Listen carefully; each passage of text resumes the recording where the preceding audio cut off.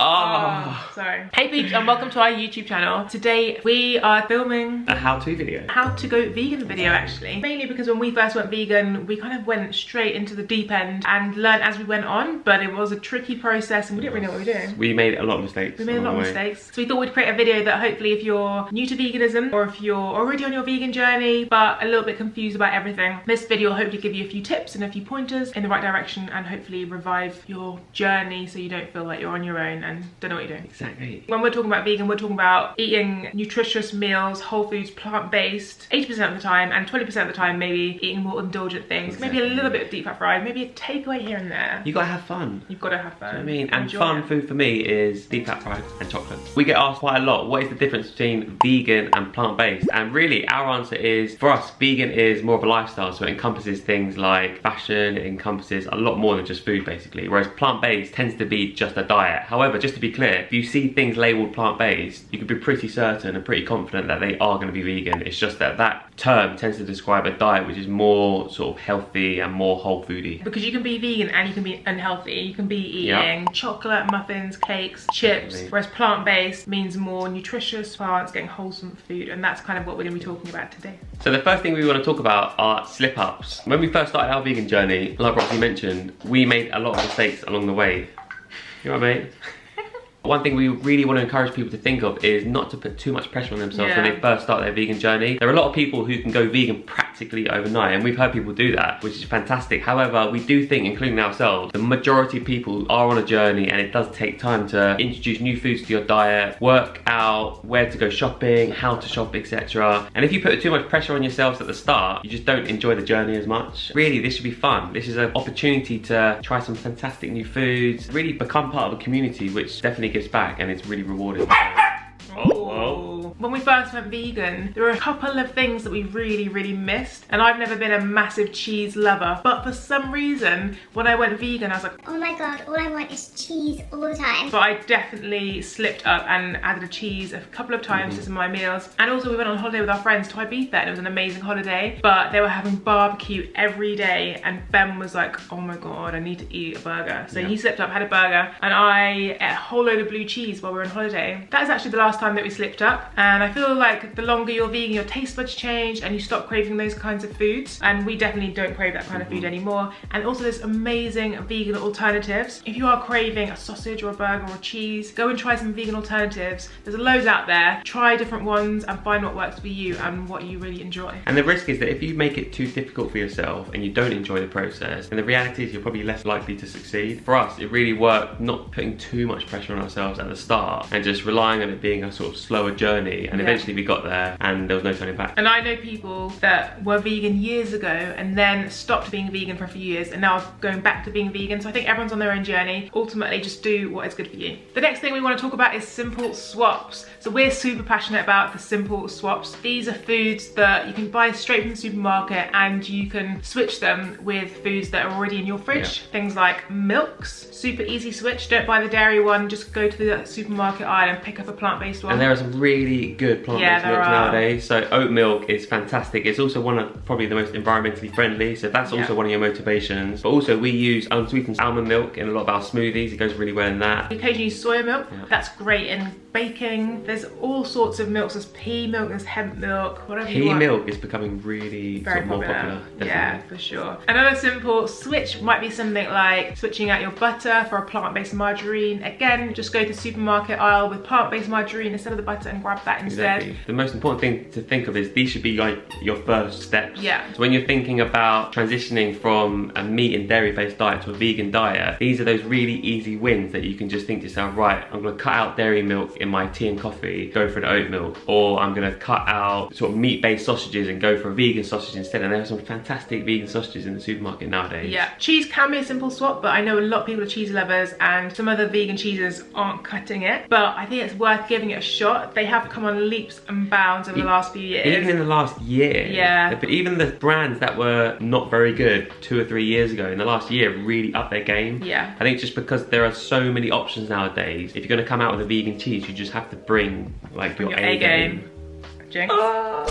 We use vegan cheese quite a lot, to be honest. I think occasionally we treat ourselves and we go for a more like independent, artisanal vegan cheese. And there are some really super tasty versions of those. However, generally we will just go to the supermarket and we'll buy a sort of mozzarella-based vegan cheese and we'll put that in a lasagna or on our pizzas, or we'll just use a sort of cheddar block vegan cheese and you can put that in baked potatoes and things like that. Cupboard essentials. Cupboard essentials. Cupboard essentials. Oh yeah. Ooh. This is our favourite. These are going to be the ingredients that you're going to be relying on time and time again to bring flavour, also to bring loads of nutrition. Nutrition is the big one, isn't it? Exactly, and the first thing we want to talk about are pulses. Pulses are what we use to describe beans and lentils and really things that are going to bring you protein and bring you a lot of substance. They're going to bulk out your meals basically. And bring you flatulence. If you don't drain and rinse your beans, they'll bring you flatulence. That's the thing. Do you think you've got more flatulence since being vegan? I think you've got less. I feel like I've got less, but also I feel like they are more aromatic. Oh, I would not say that. Flatulence. No, that's not true. One ingredient we probably cook with more than anything else is probably chickpeas. Yeah. An absolute staple when it comes to vegan cooking. The reason why is they're super versatile basically, and also they're packed with fibre, they're packed with loads of nutrients, and you can put them in salads. They also turn into croutons when you roast them as well, so you can put them in like a sort of Caesar style salad. Don't forget Humsy, number one. Humsy using chickpea. Humsy. Means Humsy or Humsy.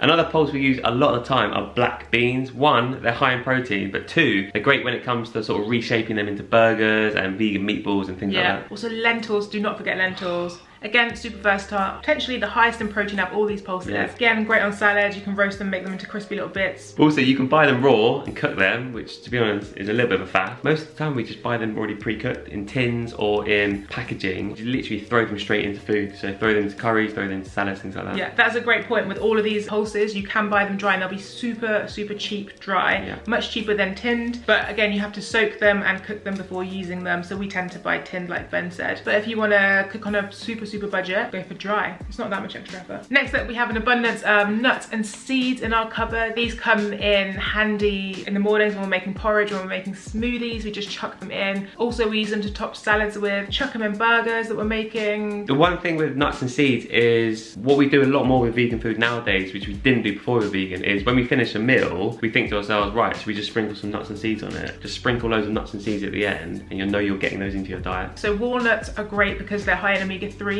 Also, Brazil nut is a great source of selenium. Cashews are great at making creamy sauces. If you ever want to add a little extra nutrition into your diet, you can create a really creamy pasta by blending up cashews and making a creamy sauce. It's so banging. We do that all the time. We do that all the time.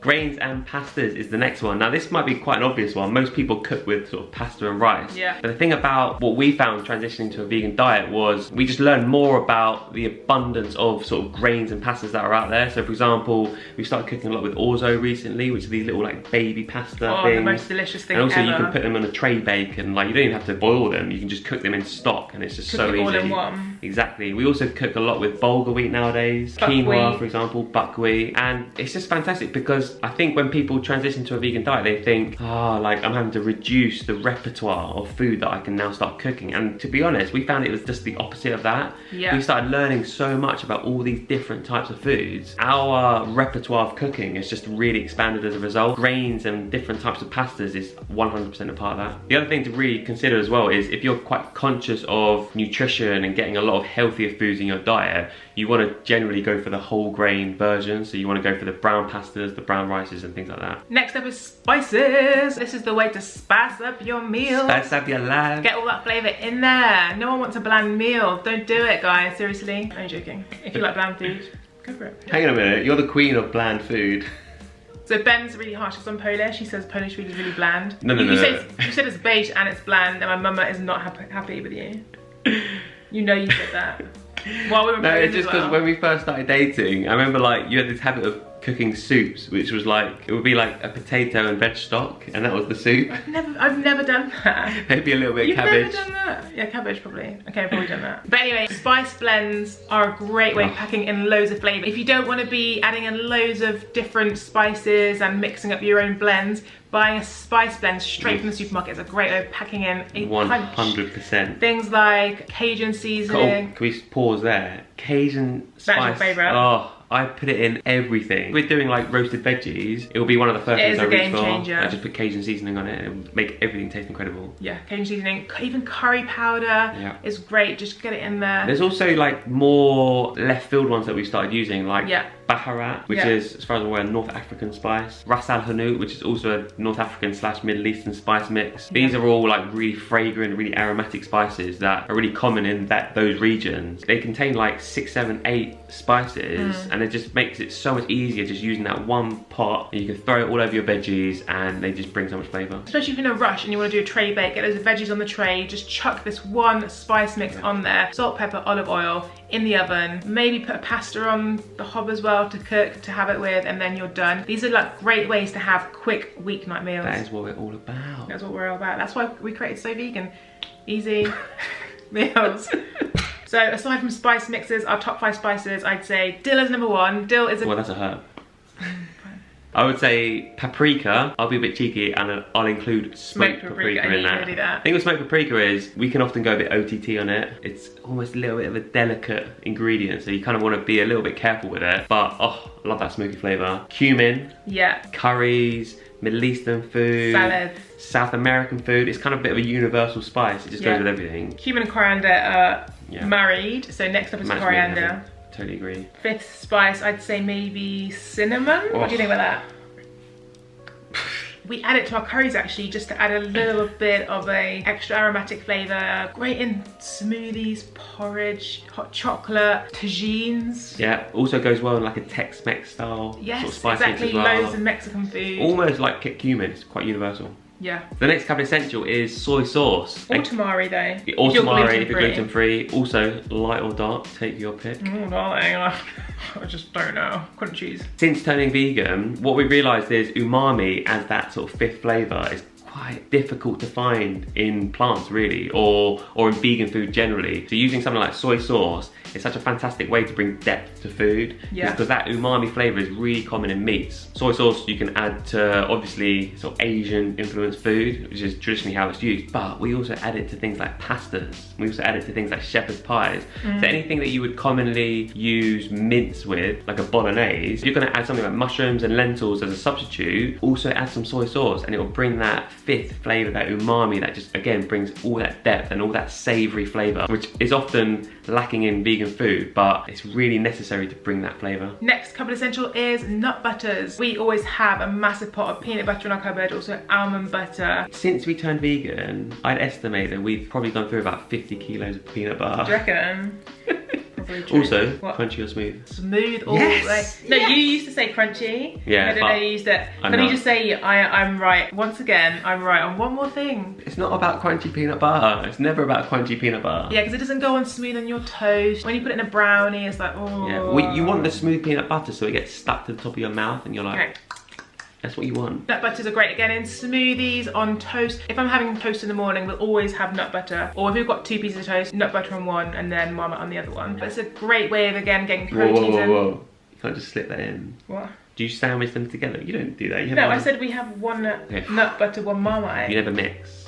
No. One, the other, not together. Yeah, you know. I'm just clarifying. You always say to me, I don't want you spreading fake news, okay? Also, if you're making pancakes, you can drizzle it all over your pancakes. You can put it in you mentioned curries. Oh. Or Jinx too. We recently created a recipe that is peanut butter udon recipe. The list is endless. Stir fries. It adds super versatile. Yeah. The last one, not quite a cupboard essential. We're talking more fridge chilled vibes, but we're talking about tofu. Again, it's the quintessential vegan food, but the reason why it is, one, it's super high in protein. We didn't even realise until about 2 years ago, but soy-based products are great when it comes to really bringing in loads of protein to your diet. So number 1, great for that. It's low in calorie as well. And also, it's not just about frying it and adding it to stir fries, which to be honest is great for, but you can also crumble it up and add like turmeric and other spices and have it as a tofu scramble for breakfast, which is fantastic. Yeah. You can also get the silken tofu and blend it up with some vegetable oil and maybe some sort of garlic powder. Dijon mustard. Dijon mustard, and you can turn it into like a sort of mayonnaise-y you've got sort of like tangy dips, So basically. delicious. And it's really good for that. You don't even necessarily have to add the vegetable oil. So if you want to do that, you can basically make a really healthy version of mayonnaise. Yeah. So it's great for that. Win. So essentials aside, we have a few secret ingredients that add extra flavour and extra punch to our food. So first up, we've got nutritional yeast. Yes, it does look like fish food, totally agree, but it's edible for humans and it's not fish food. It is little flakes of cheesy flavour, adds nutty flavour as well, and if you buy the one with added B12 in there, you'll get added B12 nutrition when you eat it. So nutritional yeast is a great way of adding the cheesy flavour to things like your creamy sauces. If you're doing a cheesecake, you can add a little bit of that in. Even just top it on top of pastas, it adds that cheesy, nutty flavour. It's delicious. We've also got miso paste is a key ingredient we've always got in our fridge. Absolutely love miso paste. And also this is the same sort of thinking behind the soy sauce. So miso paste is similar to soy-based products and it brings that umami flavour. So it's basically saltiness. What's that Moorish. word? Moorish, yes. But it is A rectangle. a rectangle. What can you say? You know when you leave something to ferment?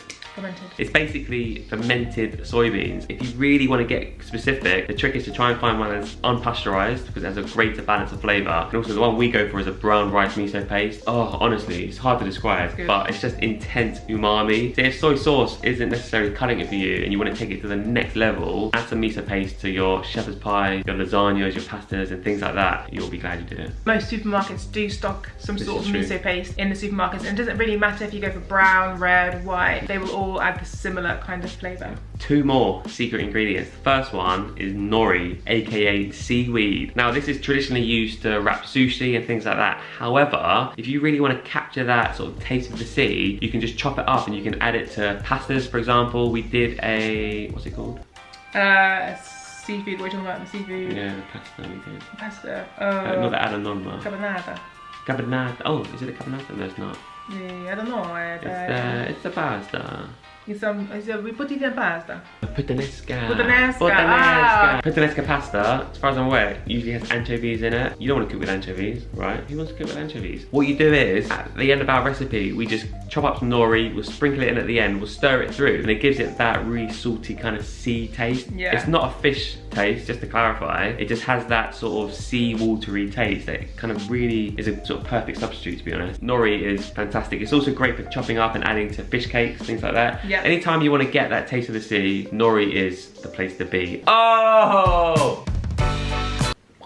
And some people might say, you're vegan though, why are you trying to recreate this flavour of the sea? Why are you trying to eat substitutes that kind of remind you of sausages and burgers? The truth is, we grew up eating meat and burgers and seafood, so we remember that taste. So why not? Why, if we can recreate it in vegan food, why not recreate it? And if by doing so, we're opening up vegan food to a whole world of people that thought they couldn't eat that kind of food by being vegan. Exactly. Why not? So last secret ingredient is date. We haven't been on a date for a while, have we? We literally have not been on a date in a very long time. We can go to a dog-friendly cinema. Hello, little one. Hey. Oh, he's in the video. Let's see how long he stays in our arms for. Dates are a fantastic ingredient in terms of when you want to make your own caramel. You can blitz up dates with a little bit of water and make a whole food plant-based caramel. Also, if you just want a snack that's sweet and you don't want to be reaching for sweets or like chocolate, really dates are fantastic with that. Also, you can put them in tagines, you can put them in savoury dishes, you can chop them up and add them to salads. They're really high in fibre, high in nutrients. And also it's worth mentioning that quite often we'll use medjool dates, which are a little bit more expensive and then sweeter than other dates, but you by no means have to use medjool dates. You can grab any dates you can find on the supermarket shelf and they will do the trick just as well.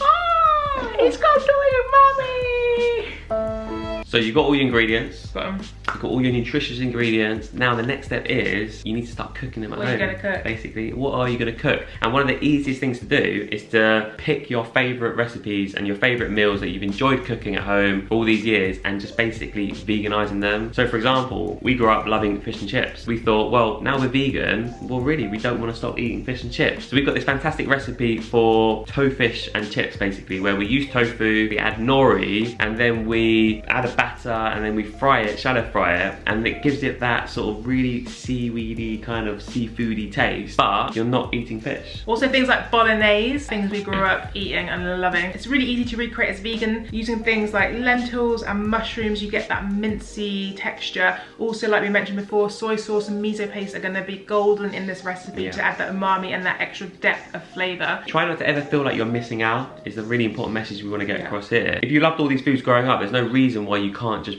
sort of introduce these same flavors into your diet, just using plants instead. And if you're stuck for recipe ideas, don't forget there's loads of recipes online. There's loads of stuff on our website. There's loads of other creators that are creating amazing food. Pick a few recipes and slowly start introducing these into your repertoire. Another thing we get asked a lot is, what is our #1 tip for anybody who's basically new to veganism or new specifically to vegan food? And it is meal prepping. Prep. In London, to be honest, we're quite lucky. There's a lot of really good, tasty vegan food that we can get on the go. Depending on where you are in London, it can be quite tricky, especially at lunchtime, to get a really nutritious and delicious vegan food. Yeah, you say that. When we first went vegan, my downfall was lunchtimes at work. I'd go to the supermarket or the shop and I'd be like, oh, 3-bean salad. And I'd pick it up and be like, oh, there's cheese in it. Or it's got like milk powder. And to be fair, the first couple of weeks, I was taking that 3-bean salad and eating it, not realizing it had milk powder, because I was like, this is obviously vegan. Yeah. And then I slowly realized the longer you're vegan and the longer you're on this journey, the more you kind of know which supermarkets, which restaurants to go to, and you know what their vegan offerings are, so it becomes easier. But at the start, that was my big downfall. Exactly. So meal prepping is just basically an answer to this. So what you can do is on a Sunday, pick one of your favorite recipes, one that's going to last for about 4 to 5 days, ideally in the fridge. Cook up a huge batch of it on a Sunday, and it will basically just last you those 4 days. You can take it into work, and you know that each day you've got a really tasty meal, and you don't have to worry about going out and trying to hunt for this food. And if you're looking for some meal prep recipes, just go on our website, type in meal prep, and we've got some really tasty options for you. Rather than spending money every lunchtime buying food, cooking up in batches definitely keeps costs down. Eating vegan doesn't have to be expensive. Also, when we're cooking at home, we try and ensure we're cooking with different colours of fruits and vegetables, because different colours provide different nutrients. So we're always thinking to ourselves, are we eating the rainbow? Are we eating the different colours? Because we want to ensure we're getting the nutrients that we need. Also, this is a less stricter way of trying to follow a diet that's going to be providing you with a lot of nutrition. I think a lot of people are quite strict and they say to themselves, I have to like eat specific ingredients like at certain times of the day. And the way we see things is, it's more fun to kind of be a bit more relaxed about it, and the eat the rainbow sort of terminology is just a great way of just thinking to yourself, has my plate got a lot of colours on it? If not, just grab something else out of the fridge, add a cucumber or add some red cabbage or some tomatoes, etc. Beetroot, cucumber, courgette, all these colourful fruits and vegetables. Make sure you're getting them into your diet as often as possible. When we first went vegan, we spent a lot of time in the kitchen cooking, exploring new ingredients, exploring new techniques, but this can take up quite a lot of your time, especially if you want to cook quick meals in the evenings after work. So there are some different techniques you can deploy to make life easier for yourself. For instance, things like cooking everything in one tray. So one tray cooking is fantastic for saving time. Just chuck loads of veggies. You can even add rice to the tray with water, even orzo, add it to the tray and just cook everything in one tray. Even then, one pot cooking, we've got loads of one pot recipes on our channels. This is when you just chuck everything into a pot. This is especially great for like pastas. Exactly. You can cook the pasta with the vegetables, with the substance. Also like a chili, if you wanted to cook a chili in one pot, all you'd have to do is add like pearl barley or add a grain that will quite easily cook in the pot as well. So maybe bulgur could potentially work in there as well. Okay, the next thing is supplements. This is one of the most important topics, I think, especially when you're new to veganism and new to a vegan diet. Really important that if it's necessary to do so, you supplement your diet with certain vitamins to make sure that you're getting enough vitamins into your diet, basically. So for example, when we first went vegan, me in particular, I realized that I was suffering from really bad energy levels. I was feeling lethargic a lot of the time, and also weirdly my hair was like, I wouldn't say falling out, it was falling out. Well, kind of falling out. Look at Ben, covered in hair. Yeah, I was basically molting. I went for a blood test. I was low in B12. I was also low in iron, but also another really important thing and is vitamin D. Another really important thing was I wasn't eating enough food. I think the thing with a meat and dairy based diet is your portion sizes generally can be a bit smaller, but when you transition to eating a lot more plants, we found, or me in particular, I was having to then eat a lot more of it to sort of sustain my energy levels, and that was basically a big learning curve for me. Yeah, because you'd go to work, not eat breakfast, not eat lunch, then be like, oh, I'm eating at 3 o'clock for the first time, and that just wasn't enough food. My sort of post-lunch meal just wasn't big enough. So back to B12, naturally we'd get our B12 from our soil. We'd get our vegetables and they'd have a bit of soil on them, and we'd get B12 that way. Also, historically, you would get it from like natural water streams. Yeah. So a lot of the B12, the vitamin that was in the soil, it would wash off into the stream, so that when you go to the stream and drink that water, it was rich in not just B12, but so many other vitamins and minerals that you now just don't get in water streams, because all that water is being sort of siphoned through chemicals and whatever else. In a good way to kind of kill off diseases, but in a bad way it just means that it's now devoid of important minerals and nutrients. And it's the same with our fruits and vegetables. Everything's kind of cleaned. There's no B12 in our food system anymore. They say veganism and a vegan diet isn't natural because it's missing all these important nutrients, but the reality is these nutrients would normally be like readily available in our sort of environment. It's just that we live in cities and we live in sort of unnatural environments, that means that we then have to supplement our diets anyway. At the moment we're taking this Holland and Barrett. It's a vegan multivitamin. Oh yeah. So this has got a load of vitamins. It's got A, D, E, C. Our main concerns for both of us are B12. It's got a load of that in. It's got zinc, iron. I'm quite concerned with iron. It's obviously the monthly menstrual thing. We also have another spray it's by Better You, and that's got iodine in it. We also take these omega-3 and algae. This is just to make sure we're getting all our omegas, and those are the two products that we're taking at the moment. Next thing to talk about is eating out. So when we first went vegan, eating out was a little bit stressful. We went to the pub for a Sunday roast. We got there. Our friend had actually called up and said, oh, we've got 2 vegan friends. Have you got some vegan food? And they were like, yeah, we've got vegan food. Got there and we were like, oh, is there a vegan menu, or at least a vegan option? And they were like, no, there's no vegan option. So it was a little bit awkward. Everyone like was ordering food. We left, went round the corner, got some chips from like a chippy, and then came back. Yeah, I remember that now. Eating out can be quite stressful, and I remember when I first went vegan, it just felt quite awkward saying to all of my friends, I can't really go to where you're going, and sometimes I just go along with what they were doing. But the longer you're vegan, the more confident you get about having those conversations. So one thing I learned was, number one, if your friends want to go somewhere, call up that place and say, hey guys, have you got any vegan options? And usually, in this day and age, hopefully most of the time they do, although we are quite lucky because we live in London. But if they don't, maybe say, is there any chance you can whip something up for me, even if it's just like fries with like a salad and put some beans on it or something. Next thing is maybe try and steer your friends to going to a vegan friendly place. Maybe take the initiative, be the first one, maybe to suggest a place. Generally, like, depending on what your friends are like try and strike a balance, like be fair, and don't necessarily take them to a place that's only for vegans. Take them to a place that you know has a really good vegan menu, so that you can like select from ideally more than just one option. Then you can get to these places and at least your friends don't feel too intimidated. Maybe when you're there, you can kind of almost like encourage them to be like, oh my god, look at this vegan menu, it's amazing. And I think maybe they'll be a bit more receptive to it. Whereas if you were to be like, oh my god, there's a new vegan restaurant, we have to go there, and all your mates are meat eaters, it would be fantastic if they go with you, but it might be a bit of a struggle. We're quite lucky that we've got amazing friends, and when we first went vegan, they were the ones that were like, oh, should we go for dinner? Oh, I found somewhere that does vegan options. So we've been really, really lucky with that. It's taken off that kind of anxiety of having to have that conversation. It is a confidence thing, 100%, like you said. At the start, we were like really sort of struggling to have the confidence to just call restaurants up in advance. And it sounds a bit strange, but I think just because we were so new to this whole vegan thing, we weren't necessarily entirely sure what we were asking for and what people's responses would be. But as soon as we started calling places up, as soon as we got to the restaurants and made people and waiters aware that we are vegan, and can we see like a vegan menu, or can we speak to the chef and find out whether or not you can cater for us. Where's your manager? We found that 99% of the time they were like really receptive. Next up, following on from eating out, this is kind of the next thing in line, is your support network. We get quite a few messages from people saying, I want to be vegan but my parents won't let me. I want to be vegan but my friends don't support me, and that can be a really tricky situation. Something I read recently is there's research been had into the power of you not telling people what to do but showing them by your actions, and you can really be a positive force, and if they see your actions that are having a positive impact on the environment, on your health, that can persuade them more than you. I've got a saying. What?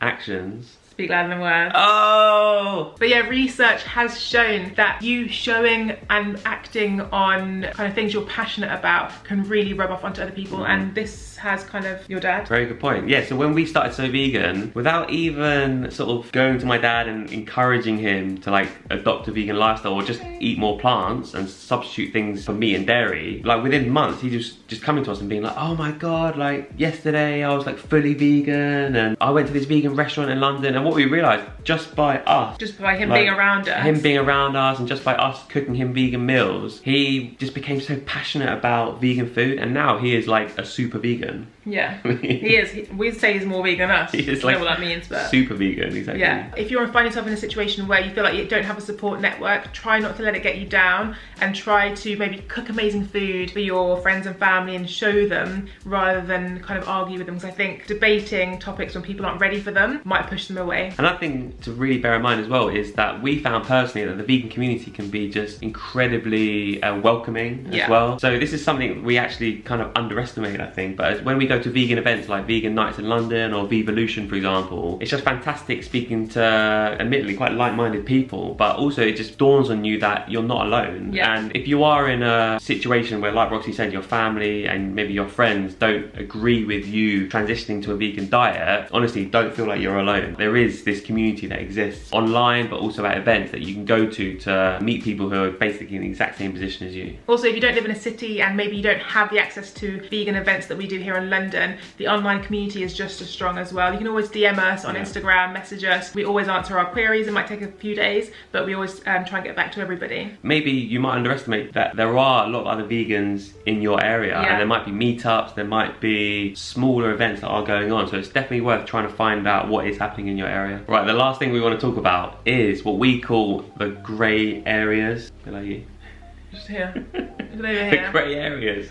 Exactly. Someone's aging. But these are the things where veganism isn't as black and white as a lot of people think. No. When we first went vegan, we thought it was black and white. We were putting a lot of pressure on ourselves. And you were the worst one. I was the worst. Then we'd be like, you're not vegan today. What have you just done? And I was like, whoa, easy. But what we realised is we still wear our old leather shoes. Maybe there's like an old wool jumper that we might still wear. Maybe. We don't buy these animal products. Your old winter coat. My old winter coat, exactly. That's I think that's got feather in it. Probably. These are items of clothing that we wouldn't choose to buy now that we're vegan, but also we wouldn't choose to just throw away. We've given a lot of stuff away to charity, to be fair, but we still hold on to these things. And the point we're making is you can still, in our opinion, you can still be vegan and go out and wear these items of clothing. It's just we wouldn't personally endorse going out and buying them. For instance, your coat, that is a valuable item of clothing that you've got that keeps you warm in winter. You could sell that and buy another new one, but I think there's something to be said in using what we've got, using our resources, and not just keeping on buying things. And that's kind of in line with the vegan philosophy as well. It's kind of trying to be less wasteful and thinking of our environment. There are also some other grey areas when it comes to food. For instance, the fig debate. Now what happens with figs is wasps go into the figs, they die, and this is part of the natural pollination process for figs. By eating a fig, you're technically also eating the dissolved body of a wasp. This is a question of where do you draw the line. A lot of the ingredients, the vegetables and fruits that you buy in supermarkets, a lot of animals, for example, probably would have died in the process of these fruits and vegetables getting onto your plate. This is something that happens indirectly, and to be honest, the way we see it is we live in an imperfect world, right? We can't get everything right. You need to, as a vegan, work out where you are going to draw the line. So if you choose not to eat figs, fantastic, but for us personally, we still eat figs,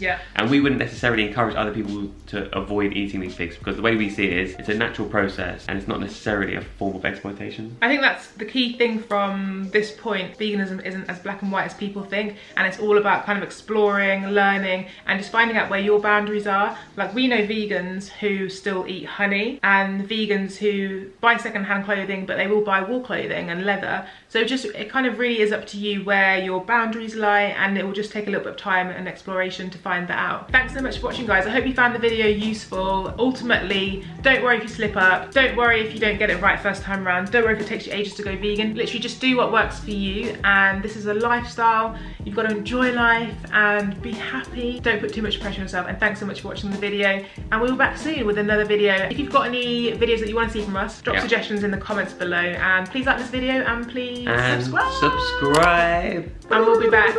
Let's say bye-bye. Say bye-bye. Aww, sleepy. Sleepy. See you later, guys. Bye.